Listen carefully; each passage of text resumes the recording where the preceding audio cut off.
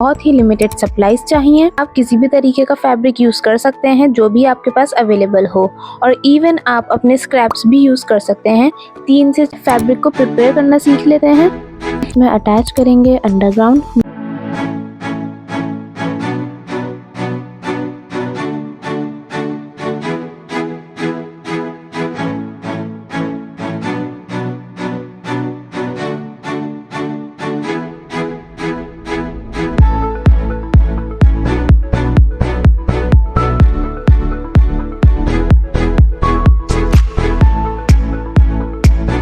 आपके swing shelf को organise करने का टाइम आ गया है। आज मैं आपको आपके डिसऑर्गेनाइज्ड वर्क स्पेस को ऑर्गेनाइज करने वाली हूँ, जिसके लिए आपको बहुत ही लिमिटेड सप्लाईज चाहिए, और वो सब सप्लाईज आपके पास ऑलरेडी अवेलेबल हैं। हमारे स्विंग रूम में या कॉर्नर अगर डिसऑर्गेनाइज्ड होता है, हमारी छोटी छोटी चीज़ें खोने लग जाती हैं, जैसे सीम रिपर, बॉबिन्स और थ्रेड्स भी। और यही चीज़ें हमें न्यू टिप्स, टेक्निक सीखने से रोकती हैं, और बहुत ज़्यादा टाइम वेस्ट होता है एक स्विंग प्रोजेक्ट कंप्लीट करने में। बस आज ही आपको थोड़ा टाइम लगाना है अपना स्विंग शेल्फ ऑर्गेनाइज करने में, और फिर ये लाइफ टाइम के लिए ऑर्गेनाइज्ड हो जाएगा। तो हम अपने इस डिसऑर्गेनाइज्ड वर्क स्पेस को ऑर्गेनाइज करने वाले हैं कुछ इस टाइप के पाउचेस से। ये आप किसी भी साइज़ में बना सकते हैं अपने सप्लाईज़ के अकॉर्डिंग। उसके लिए मैं आपको गाइड करने वाली हूँ विद मेजरमेंट्स, साइज़ और कुछ टिप्स के साथ। सबसे पहले मैं आपको मटेरियल बता देती हूँ। हमें चाहिए फैब्रिक। यहाँ आप किसी भी तरीके का फैब्रिक यूज़ कर सकते हैं जो भी आपके पास अवेलेबल हो, और इवन आप अपने स्क्रैप्स भी यूज़ कर सकते हैं। 3 से 4 अलग कलर के फैब्रिक से भी आप एक पाउच क्रिएट कर सकते हैं। सेकेंड, हमें चाहिए जिप, देन इंटरफेसिंग, लाइनिंग और फॉर्म या फिर पॉलीफिल। तो सबसे पहले हमें जो मटेरियल इन पाउचेस में रखना है उसका मेजरमेंट लेके लिख लेते हैं। जैसे सबसे पहले मैं यहाँ एक बहुत ही सिंपल और इजी पाउच बनाने वाली हूँ अपने ये 3 ट्रायंगल शेपर्स और फ्रेंच कर्व और अपनी नोटबुक के लिए। ये वाला ट्रायंगल शेपर सबसे बड़ा है, तो इसी का मेजरमेंट ले लेते हैं। इसकी लेंथ 15 इंचेस आ रही है, और विड्थ या फिर हाइट कह लें आप, वो है 7.5 इंचेस। इन दोनों मेजरमेंट में ही मैं 1.5 इंचेस ऐड करूँगी, जो कि लूजिंग होगी। चलिए अब सबसे पहले इसका पैटर्न कट कर लेते हैं। यहाँ मैंने लिया है ड्राफ्टिंग पेपर। यहाँ मैं लेंथ मार्क कर रही हूँ। 15 इंचेस की लेंथ में मैंने 1.5 इंचेस एक्स्ट्रा लूजिंग ली, तो टोटल हो गया 16.5 इंचेस। हाइट थी स्केल की 7.5 इंचेस, लेकिन मैंने इसमें 1.5 इंचेस से ज़्यादा लूजिंग ली है, तो मैंने टोटल लिया है 10 इंचेस और एक रेक्टेंगल क्रिएट कर लिया है। अभी यहाँ डिपेंड करता है आपको किस शेप का पाउच चाहिए। यहाँ आप ऐसा स्ट्रेट भी कर सकते हैं, लेकिन मैं इसमें 2 इंचेस ऐड कर रही हूँ जहाँ हमें जिप अटैच करनी है, ताकि मुझे कुछ इस तरीके का शेप मिल जाए। जहाँ जिप अटैच करनी है वहाँ मैंने 2 इंचेस एक्स्ट्रा लिया है, तो 16.5 इंचेस में 2 इंच एक्स्ट्रा लेंगे हम, तो हमारा टोटल आएगा 18.5 इंचेस। अगर आपको रेक्टेंगल शेप में पाउच बनाना है तो आप ये वाली मार्किंग से कट करेंगे, लेकिन मुझे रेक्टेंगल शेप में पाउच नहीं बनाना है, तो मैं स्ट्रेट वाली लाइन को हटा दूंगी, और ये जो मैंने स्लैंट में एक मार्किंग करी थी उस पर से मैं इस पेपर को कट कर लूँगी। चलिए अब सेम पैटर्न को रखकर फैब्रिक की कटिंग कर लेते हैं।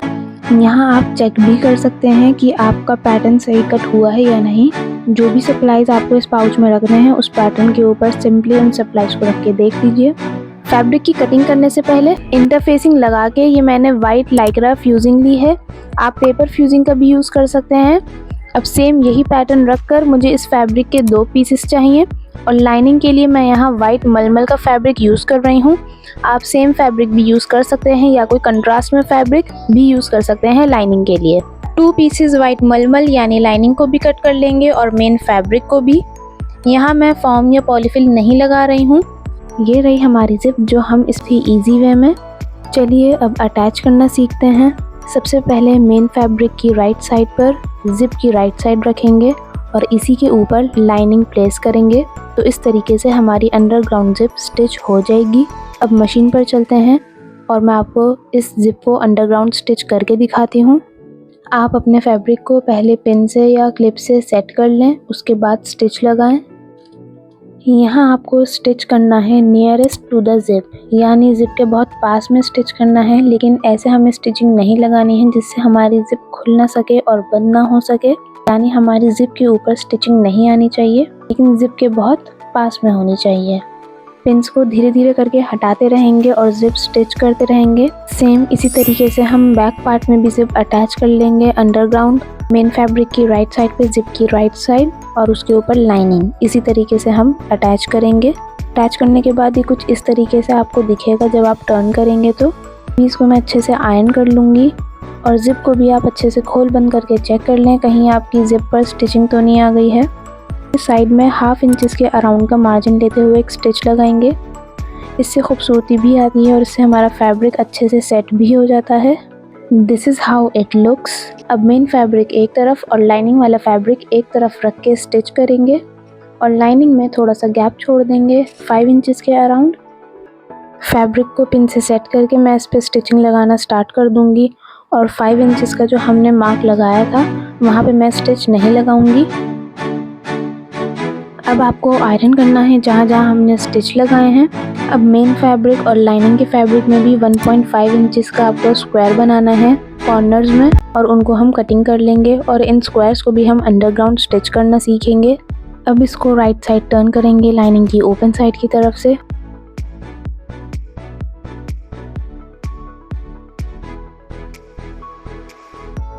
और ये जो स्क्वायर्स कट किए थे ये स्टिच करेंगे राइट साइड की तरफ से 0.25 इंच का मार्जिन लेते हुए।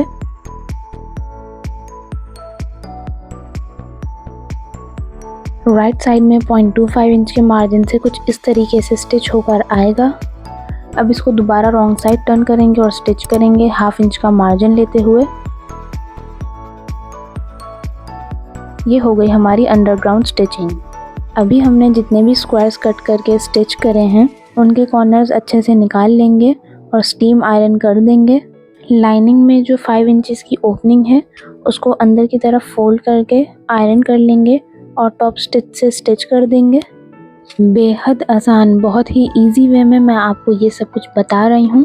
एक बार आप ये ट्यूटोरियल देखकर बनाइएगा, बस फिर आप किसी भी तरह का पाउच खुद से ही बना सकते हैं।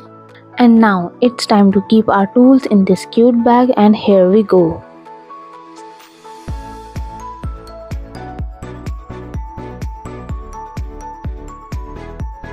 कुछ और डिफरेंट स्टाइल्स में भी पाउच क्रिएट करने वाली हूँ मैं और डिफरेंट सप्लाईज। आप कौन से टूल से सप्लाईज के लिए पाउच बनाना चाहते हैं कमेंट में ज़रूर बताइएगा। आज आपके सोइंग शेल्फ को ऑर्गेनाइज करने वाले हैं फ्रॉम दिस टू दिस।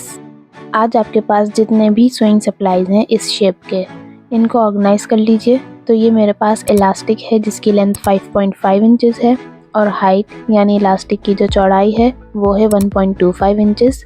उसी तरह से ये फॉर्म है जो शलवार के पांचे में लगता है, इसकी हाइट है 3 इंचेस के अराउंड और लेंथ है 6 इंचेस।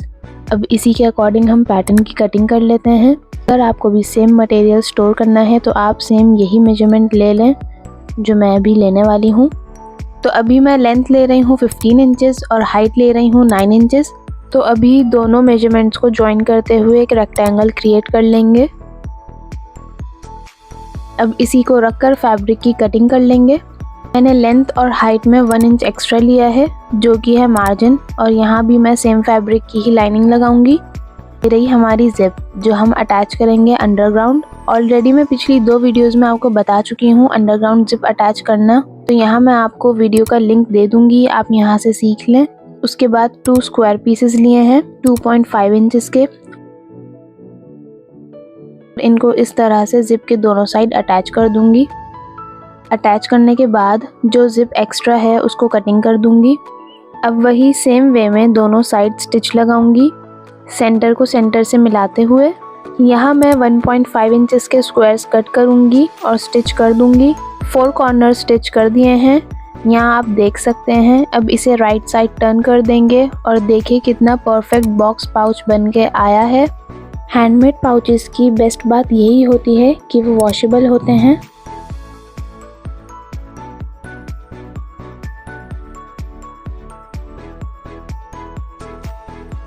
मुझे तो ये पाउचेस बने हुए बहुत ही अच्छे लगे हैं क्योंकि इन पाउचेस ने मेरे इस शेल्फ को डिसऑर्गेनाइज से ऑर्गेनाइज कर दिया है। आप 2 रेड पाउचेस भी देख सकते हैं, ये भी मैंने क्रिएट करे हैं। ये मैंने स्क्रैप से क्रिएट करे हैं लेकिन आपको कहीं भी जॉइंट इस तरीके से भी नहीं दिख रहा होगा। और मैंने तो बहुत ही ज़्यादा एंजॉय किया अपने शेल्फ को ऑर्गेनाइज करने में और इससे मुझे काफ़ी ज़्यादा और स्पेस मिल गई है। कमेंट में आप मुझे ज़रूर बताइएगा आपको कौन सा पाउच ज़्यादा